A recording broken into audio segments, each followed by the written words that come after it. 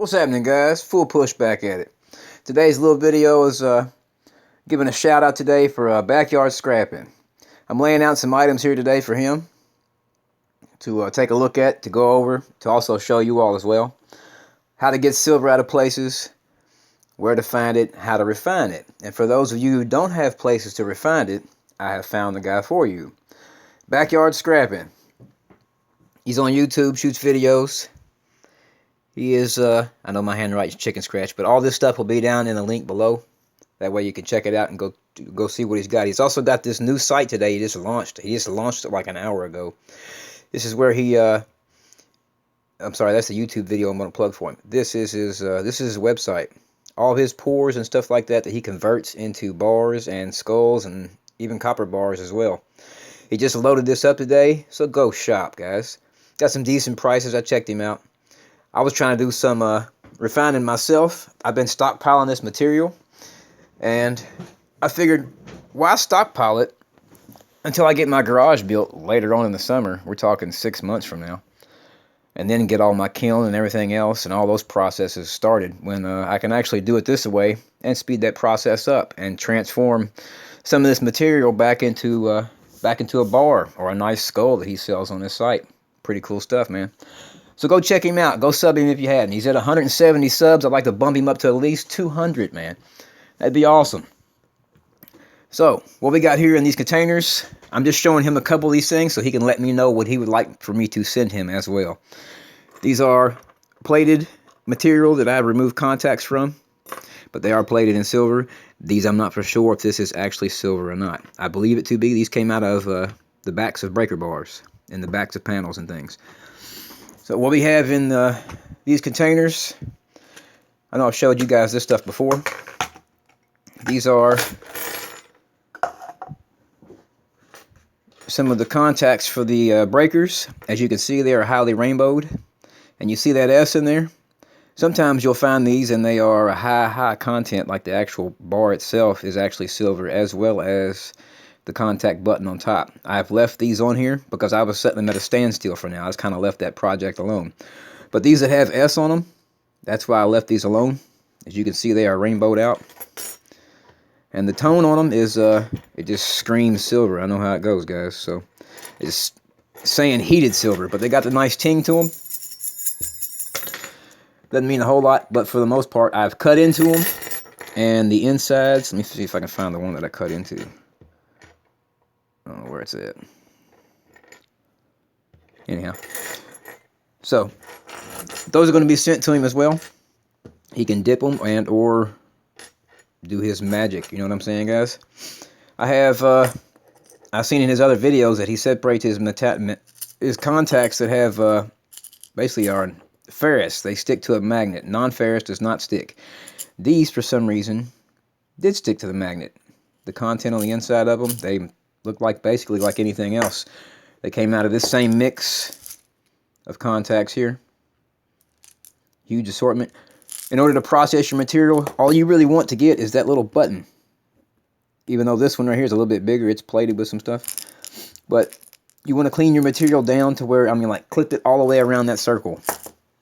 In this tube, we have 195 contacts that are non-metallic.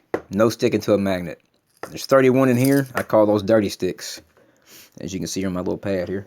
The other is 274 contacts. We'll bust these out of here so you guys can see these. These are the cool things. You can actually leave them like they are. They're pretty sick. Little small mini rounds and bars. Get back here. What are you trying to run off to? Let's put my finger over that first.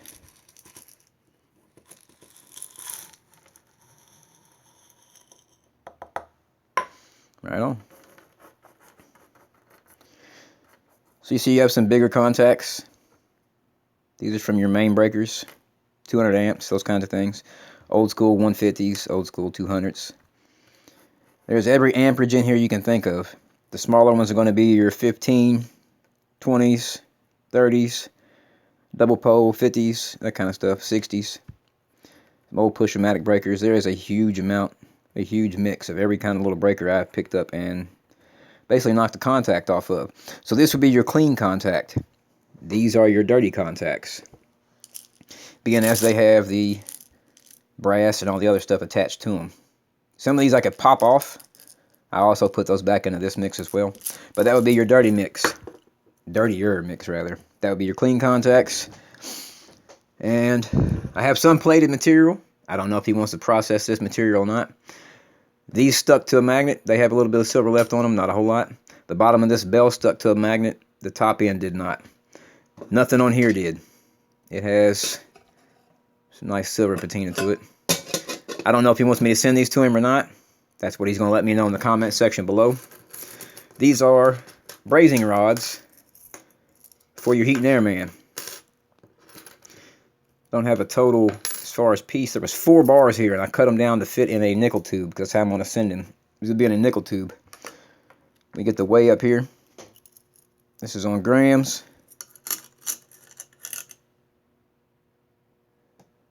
54.5. That's 1 3/4 troy. 1.75 troy ounce. So I'm just giving you all these numbers for a reference point. When I send this material to him, he's going to do a video as far as what I got started to give him and what we yield out of the process. That way you guys get a better understanding. I get a better understanding, for one. I know how much of this stuff I have. Don't know 100% what it will yield. And some of the places where I have found some of these at, just recently, I showed you guys how to pull the relay contacts off of your microwaves and stuff like that. They were sitting down like this. They had a little black box on top of them. These are the actual relay inside guts. And right in here is where you can see the contacts of silver at. Now this one and this other one beside it are almost identical. They are identical. I mean, everything on the outside except for like a number was the same, or a letter rather. But you can see that the difference, one has another, there's 4 buttons in each one of these. The one on the left has 3. That one on the right has 4. You can see that little flapper in the middle as I move it up and down. There's 2 at the bottom and 2 at the top. So this one on this side had 3. I don't know why they had the copper up top. It's pretty different. But that's just some of the things you'll find and what to look for as far as how those work. So your inner relays have the little buttons of silver in there as well. These are some of the smaller ones. This would be your real small box one.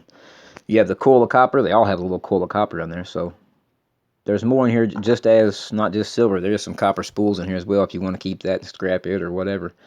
I don't recommend pouring that in bars because sometimes they have oil pack on them. These are clean, but like electric motors and stuff like that, the wire harness has a pretty much an oil vapor on them. And when you go to smelt it, I think Coinman 5000 did a video and he smoked up his garage pretty good because somebody sent him some motor windings that they unraveled and tried to send them to him as a favor, and it actually they keep a oil residue on them. But if you see in between here, you have the 2 little buttons that touch each other when it's called for. So that would be some of the dirty pieces, and this is another one similar to that style.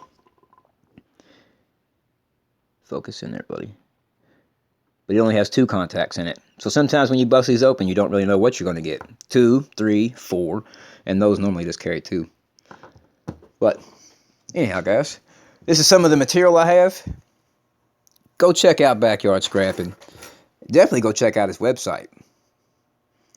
He got some cool stuff on there for sale. I'm going to include this link so you can go check out the next video, the last video, for this website. He tells you about how to use it and that kind of thing. Also, on that website, he has a classified ad section to where you can so you can sell things as well on his website. That's pretty cool. That's pretty different. He doesn't charge you anything for it. You can tip him in the PayPal selection. I believe you can tip him, 5-10%. I would go 10%. It's well worth it, guys. That way everything keeps updated and he makes a little bit for his effort. I wouldn't mind that at all. He actually gets a percentage of the refining of this material for me. So that's the process of doing business. You can't argue with that. And I'm going to have him melt this down into, I don't really know what, either 1 bar or a skull, or I don't even know what I'm going to get yet. So that's up to him to figure out. He's going to work his magic on this material, and you'll check him out working it, and then you'll check it out with me when I get it back. All right, guys. Appreciate the view. Appreciate the visit. And if you haven't, I got to hold my phone down because I can't show y'all what's over there. It's secret. You can't see it. It's not ready to unveil yet. But if you haven't checked out my 25 days of mail calls that starts on December 1st, as you can see my trees popping through this room. But go check out that video as well. And that starts on December 1st, as soon as Silver Seeker gets my mat here, or regardless if the mat's here or not. 25 Days of Christmas starts on December 1st. Anyway, happy holidays, guys. Go check out Backyard Scrapping. And always, keep pushing.